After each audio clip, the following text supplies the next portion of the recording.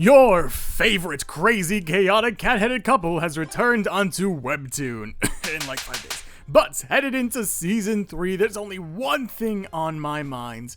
What the heck happened in season 2? Like, I can't be the only one, right? It's been 7 months. You know how many isekais I've read in 7 months? Most tell me it's too many, but that's besides the point. Let's go through all the secret alliances, betrayals, lies, and deaths of season 2 to get ready for season 3, baby.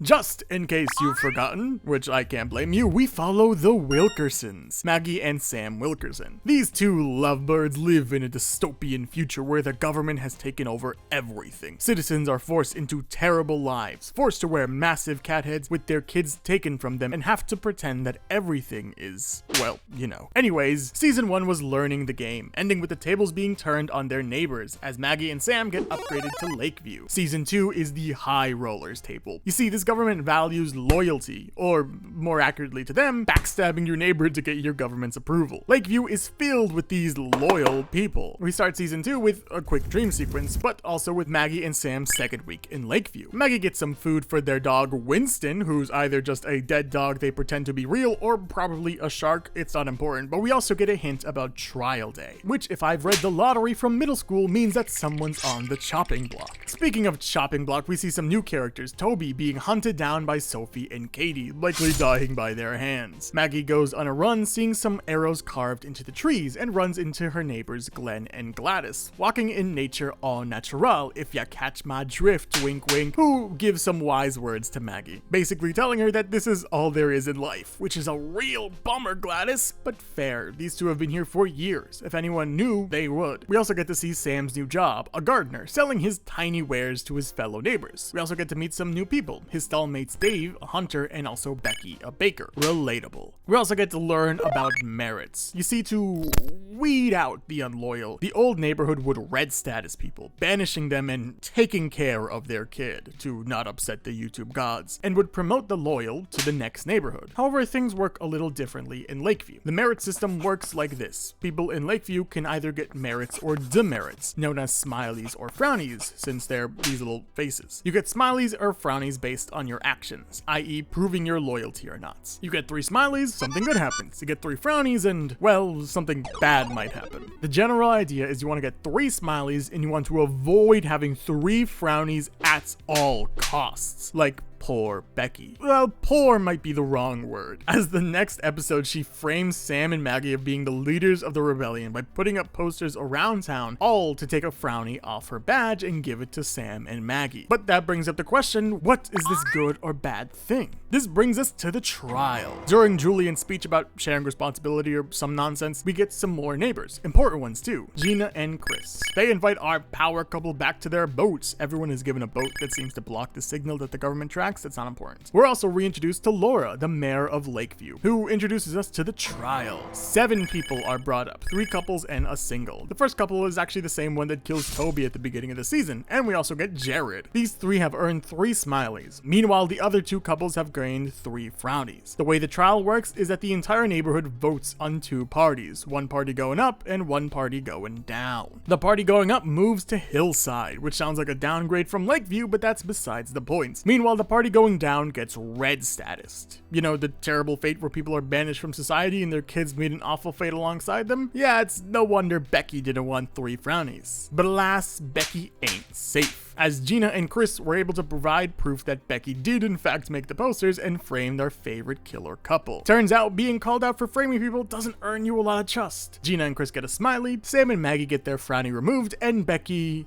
loses. But where the trial ends is where the fun begins. The hunt. The red gets a 20-minute head start. Anyone who wants to is given a harpoon gun and, well, it's in the name. Now, why would people hunt down other people? Not for the fun of it, maybe someone's enjoying this, but because you can earn a smiley if you bring back their head, which Yeah, Sam, same. Sam tags along with Gina and Chris, who bring back Becky's head. Moving on from that, hey, double date time after brutally murdering and beheading your other neighbor. Chris gives the Wilkersons a vase he made that, spoiler alert, is bugged with a listening device somehow. We also learn that Gina works in the pharmacy, a point for later. Anyways, Gina full-on proposes an evil alliance with all the tact of someone screaming, "Let's form an evil alliance," which is exactly how she phrases it. They plan on taking down Dave next. Sam dejects, saying that they need time to think about it. They go talk about it separately and think about it. Maggie mentions the rebellion. Sam shuts that down, and after a heart-to-heart about what to believe and what not to, they end up agreeing to join Gina and Chris. Working together, the three successfully frame Dave for pilfering and pawning pills they planted in his stall. Sam and Maggie make an official report, earning a smiley for their efforts, but they feel terrible about it. Maggie wanting to talk about their feelings, Sam decides to be a guy and push it down, solely focusing on his child. Going on a walk, he runs into Glenn. From the couple that's settling with the whole "this is all there is in life" thing, Sam questions Glenn. How can they settle when their kids are out there? Glenn explains that they've learned they can't change this world no matter how hard they fight for it. Meanwhile, Maggie follows these arrows in the woods looking for the rebels. Following these arrows just lead around in circles, but Judy from season 1 appears. Judy, in case you forgot, was the kind of shady lady who gifted Maggie a bunch of tinfoil to help create a Faraday cage to block out signals. Judy questions why Maggie is walking around in the forest. They talk, Judy shows her force, Maggie, like a stone cold killer, tells her to take her shot, which is so cool, but Judy just laughs it off and calls in the favor for the tinfoil, wanting medicine and supplies from the pharmacy. Sam starts going crazy, planting stuff and planning years in advance. Maggie pulls him aside to talk about what she's learned in season 2 and about joining the rebellion. Sam also reveals that he doesn't really trust Maggie, ever since Officer Tom, but despite all that, they agree to explore every option. The rebellion, playing the merits game, or just giving up. Maggie swipes Gina's pharmacy ID during yoga. They talk about a fake plan in front of the vase just in case it was bugged. Gasp, it was, like I didn't tell you before. Gina and Chris hear this, follow Sam, but when he doesn't do what he said he was gonna do in front of the vase, Gina realizes that they've been tricked. Bamboozled even. Goes to the pharmacy to confront Maggie, but doesn't even frame her or blame her or do anything like that. She just kind of pretends that Dave took the medicine but can't report it without evidence, saying that they can always help each other out. After that cryptic interaction, this couple brings the drugs to Judy. Judy gives some answers to Sam, talking about saving the world or whatever. Cut to 2 weeks later. Gina and Chris are talking about Sam and Maggie,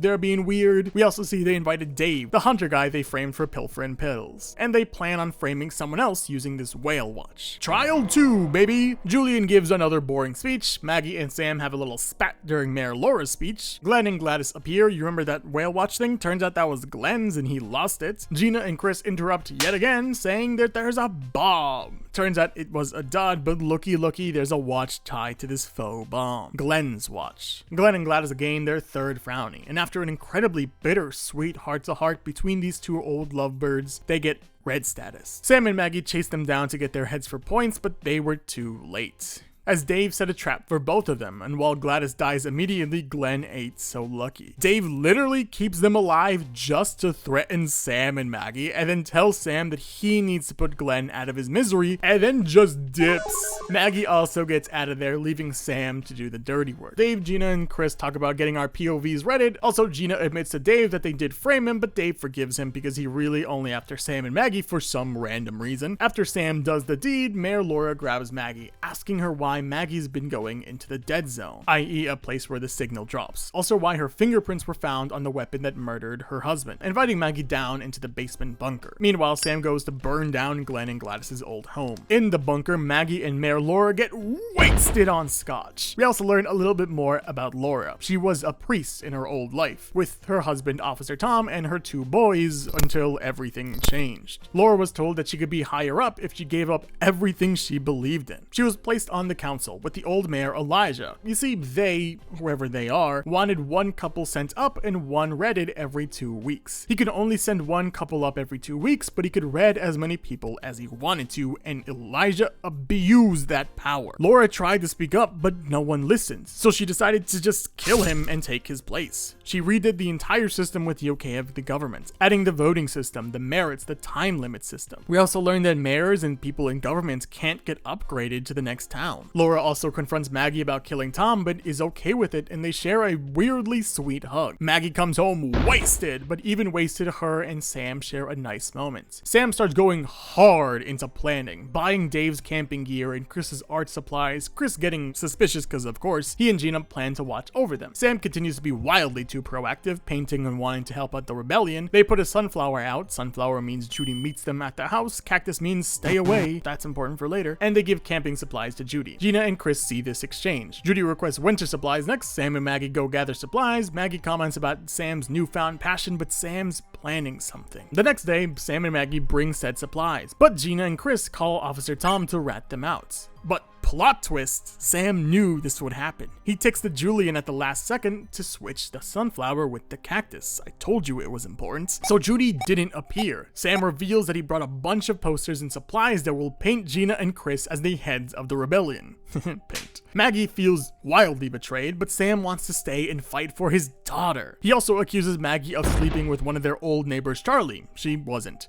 Gina, Chris, and Officer Greg approach the house. Sam calls them in, points the blame onto the couple. When it looks like Gina and Chris are about to get blamed and redded, Gina just says peace, since if a couple leaves, it's marked down as a missing persons case, and the full couple wouldn't be redded, and the child won't get, terminated. Turns out Gina and Chris, they're both gay. They weren't even married. They just pretended to be a couple since Chris had a kid. Sam and Maggie get a smiley, but Maggie wants to go their separate ways. Maggie wants to help the rebels and save the world, but Sam just wants to hunker down and play the game. We also get a flashback of just text, thanks Mike, that their kid chose them. Let me explain that their kid, talking to their parents, chose to leave them and go with a them, which is a wildly different thing than we all thought. Anyways, Sam goes back home, but Maggie goes with Judy to join the rebellion. Meeting said rebellion, which is actually rather small, ending the season with a familiar face. Charlie has rejoined the game in the rebellion with his love of trains. And that was season 2 of Everything is Fine. But a bunch of questions were raised in this season. What's Hillside like? What's the rebellion gonna do next? Did these kids actually choose the government over their own parents? There's a lot to look forward to, hopefully getting a sliver of an answer when season 3 arrives in just a couple days. So make sure you add Everything is Fine to your reading list over on Webtoon today.